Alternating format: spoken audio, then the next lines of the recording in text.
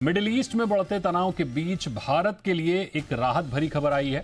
LPG से भरा भारतीय जहाज शिवालिक करीब 40,000 मीट्रिक टन एलपीजी को लेकर गुजरात के मुंद्रा बंदरगाह पर सुरक्षित पहुंच गया है। ये जहाज हॉर्मुज स्ट्रेट जैसे संवेदनशील रास्तों से बिल्कुल सुरक्षित बाहर निकलकर पोर्ट तक आया है। जानकारी ये भी है कि एलपीजी लेकर एक और भारतीय जहाज नंदा देवी भी मंगलवार को पहुंचने वाला है। और इस खबर पर हमारे सहयोगी अम्बरीश पांडे हमारे साथ जुड़ गए हैं। अम्बरीश, शिवालिक तो आ गया है, नंदा देवी रास्ते में है। एलपीजी का जो संकट है, जाहिर तौर पर अगर लगातार जहाज आते रहे तो कम होता दिख सकता है।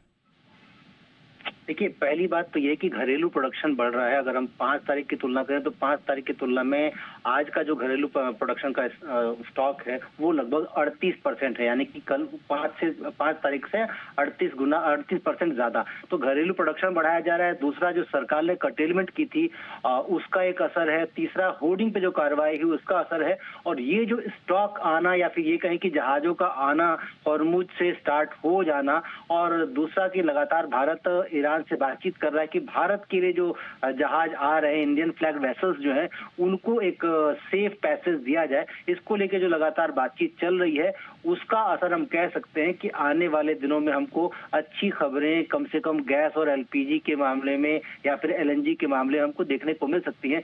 क्रूड, एलपीजी, एलएनजी के जो वेसल्स हैं वो हॉर्मुज स्ट्रेट से आना शुरू हो चुके हैं। पहला जहाज आज आ चुका है जो कि शाम को 5 बजे मुंद्रा पोर्ट पे पहुंचा था। कल दोपहर बाद कभी भी जो कांडला पोर्ट है वहां पर पहुंचेगा नंदा देवी। और आने वाले दिनों में हमको जो जानकारी मिली है उसके अनुसार 6 और वेसल्स हैं जो कि लोडेड हैं और वो भी अपने वॉयज पे होंगे। तो अगले कुछ दिनों में लगातार जहाजों का भारत के किसी न किसी पोर्ट पर आना शुरू होगा। और पोर्ट पर भी सख्त जो है निर्देश दिए गए हैं कि जितनी भी कागजी कार्रवाई होती है किसी विदेशी जहाज के या विदेशी जमीन से विदेशी मार्ग से भारत में आने वाले जहाजों की, वो सारी कार्रवाई पहले ही पूरी कर ली जाए और जितना जल्दी संभव हो उसको डीलोड किया जाए। तो एक तेज एक्शन देखा जा रहा है इस पूरी क्राइसिस के दौरान और इसका सीधा सीधा इम्पैक्ट हमारे आपके स्टॉक अवेलेबिलिटी पड़ेगा, हमारी अफोर्डेबिलिटी पर पड़ेगा। बिल्कुल, बहुत शुक्रिया करेंगे अम्बरीश आपका हमारे साथ जुड़ने के लिए, इस खबर को बताने के लिए।